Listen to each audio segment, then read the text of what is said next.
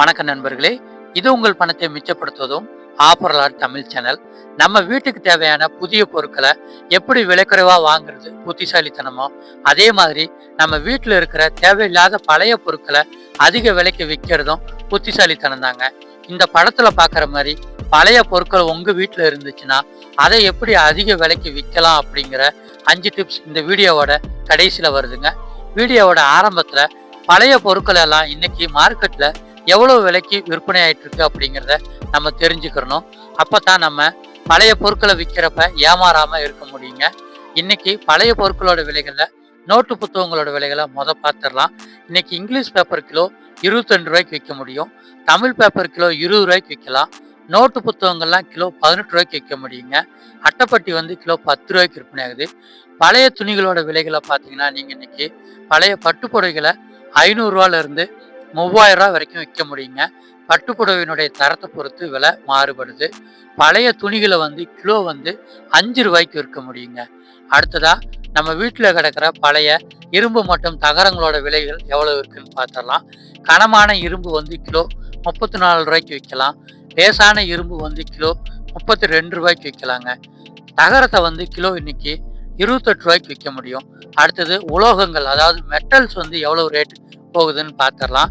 பழைய copper kilo 700 ரூபாயில இருந்து 1200 ரூபா வரைக்கும் விற்கலாங்க.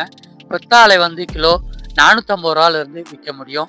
அலுமினியம் கிலோ 140 ரூபாய்க்கு விற்பனை ஆகுது. டிவி வயர் கிலோ 125 ரூபாய்க்கு நம்மளால விற்க முடியுங்க. அடுத்ததா பழைய பிளாஸ்டிக் மற்றும் டயர்களோட விலைகள் பார்த்துடலாம். கார் டியூப் கிலோ 66 ரூபாய்க்கு விற்க முடியும்.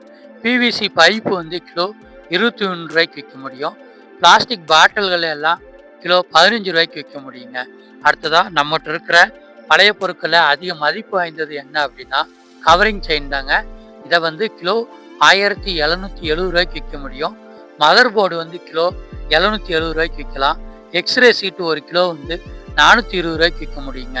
யூபிஎஸ் பேட்டரி கிலோ 85 ரூபாய்க்கு விற்கலாங்க. அடுத்ததா பீஸ் ரேட்ல என்னென்ன பொருட்கள் விற்கலாம் அப்படின்னு பார்த்துடலாம். பழைய பட்டன் போன்கள் எல்லாம் ஒரு பீஸ் 60 ரூபாய்க்கு உங்களால விற்க முடியும். கார் டயர் ஒரு பீஸ் 10 ரூபாய்க்கு நம்மளால விற்க முடியுங்க. நீங்க பழைய பொருட்களோட இன்றைய விலை என்ன அப்படிங்கிறத தெரிஞ்சுக்கிட்டீங்க. நீங்க இந்த பழைய பொருட்களை வியாபாரிக்கிட்டயோ அல்லது கடைகள்லயோ போட போறீங்கன்னா இந்த விலைக்கு பேரம் பேசி விற்க பாருங்க. அடுத்ததா இந்த பொருட்களை எப்படி லாபமா விற்கலாம் அப்படிங்கிற 5 டிப்ஸை பார்த்துடலாம்.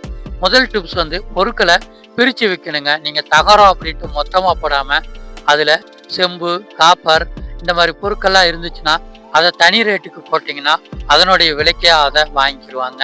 இதே மாதிரி நீங்க உங்க வீட்டு கிச்சனுக்கு தேவையான விலைக்குறைவா பொருட்கள் வாங்கணும்னு நினைக்கிறீங்கன்னா அல்லது இந்த வெயில் காலத்துக்கு ஜூஸ் போடுற பொருட்கள் விலைக்குறைவா வாங்கணும்னாலும் நான் லிங்க் டிஸ்கிரிப்ஷன்ல கொடுத்துருக்கேன். நம்ம சேனல்ல விலைக்குறைவான பொருட்களை மக்களுக்கு சென்றடைகிறத ஒரு குறிக்கோளா வச்சிருக்கோம். அதனால சேனலை சப்ஸ்கிரைப் பண்ணி லிங்க் மூலமா பொருட்களை வாங்கிக்கோங்க. அடுத்தது 2வது டிப்ஸ் என்ன அப்படின்னு பார்த்துடலாங்க. நீங்கள் பொருட்களை ஈரமாவோ அல்லது தூசியாவோ வச்சு விற்றீங்க அப்படின்னா பழைய ரேட்டுக்கு கொஞ்சம் குறைச்சி கேட்பாங்க. அதே இது பொருட்களை நீங்கள் உலர வச்சு தூசியெல்லாம் தட்டி அதை நல்லா பார்க்கறதுக்கு ஃப்ரெஷ்ஷாக வச்சு கொடுத்தீங்க அப்படின்னா உங்களால் முழு ரேட்டுக்கே விற்க முடியுங்க. அடுத்தது 3வது டிப்ஸ் என்ன அப்படின்னா நீங்கள் ஒரே கடைக்காரங்க கிட்ட பழைய பேப்பரை போடாமல் அல்லது ஒரே கடைகளில் கொடுக்காம 2-3 கடைகளில் விலை விசாரிச்சிங்கன்னா கடைக்கு கடை விலை மாறுபடுங்க. எங்கே விலை அதிகமாக இருக்குதோ அந்த கடைக்காரங்க கிட்டேயோ அல்லது கடைகள்லையோ உங்கள் பொருட்களை விற்று நீங்கள் லாபம் பார்க்க முடியுங்க. அடுத்து 4வது டிப்ஸ் என்ன அப்படின்னா நீங்கள் பொருட்களை கொஞ்சம் கொஞ்சமாக போட்டிங்கன்னா அவங்க சொல்கிற விலைக்கு தான் விற்கிற மாதிரி இருக்கும். அதே இது சேர்த்து வச்சு ஒரு மாதத்துக்கு பல்காக போட்டிங்க அப்படின்னா 4 கிலோ 5 கிலோ வந்துச்சுன்னா நீங்கள் ரேட்டு சொல்லலாங்க. நான் மொத்தமாக கொடுக்குறேன்ல அப்படின்னு சொல்லிட்டு நீங்கள் பேரம் பேச முடியும். அடுத்ததா 5வது டிப்ஸ் என்ன அப்படின்னு பார்த்துடலாம். ஹை வேல்யூ பொருட்களை சேர்த்து வச்சு விற்றுருங்க. ஏன்னா கவரிங் நகைகள்லாம் 1 கிலோ சேர்றதுக்கு கொஞ்சம் டைம் ஆகும். அதே மாதிரி எக்ஸ்ரே சீட்டு, மதர் போர்டு இந்த மாதிரி பொருட்கள்லாம் சேர்றதுக்கு கொஞ்சம் டைம் எடுக்கும். இந்த பொருட்களை நீங்கள் தனியாக எடுத்து வச்சு, ஏன்னா இது ஒரு பொருள் தான் இருக்குது அப்படின்னு நீங்கள் பழைய பொருட்களில் போடாமல் சேர்த்து வச்சு விற்றுக்கோங்க.